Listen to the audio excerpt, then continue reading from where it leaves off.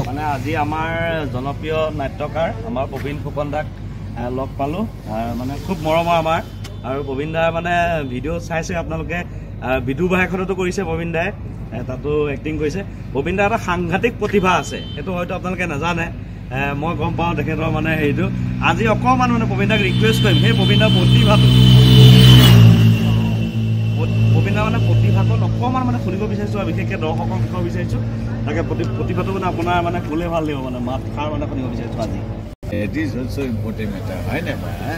আজি আসামতে হওক ইংলেণ্ডতে হওক হয় নাই that is also' important matter কোন হিমন্ত বিশ্ব শৰ্মা হয় নাই আই কংগ্ৰেছ জিন্দাবাদ আজি সকলোতে বানপানী হয় নহয় that is also' important matter মই কি মিছা ক'লোঁ নেকি কি ক'লো আজি দেৰগাঁৱলৈ আহি কেনেকুৱা লাগিছে আপুনি আজি দেৰগাঁৱলৈ আহি বহুত ভাল লাগিছে আৰু এই বাপুজী মন্দিৰত মানে প্ৰথম মোৰ নাটক হৈছে আজি অজলাপকা পগলা মৰম কিন্তু এইটো আপোনাৰ সেই ভইচটো তেখেতৰ মাতত শুনিব বিচাৰিছোঁ that is also' important matter হয়নে আমি মানে প্ৰথমবাৰ আহি পেলাই এই বাপুজী মন্দিৰত নাটক মানে উপভোগ কৰিছোঁ আৰু মোৰ নাটক অজলা ককাই পগলা মৰম that is also' important matter মাতষাৰ শুনিয়ে হয়তো আপোনালোকে গম পাইছে কাৰ লগত মিলিছে তাকে আপোনালোকে জনাব কমেণ্ট বক্সটো খোলা ৰাখিলোঁ আপোনালোকৰ বাবে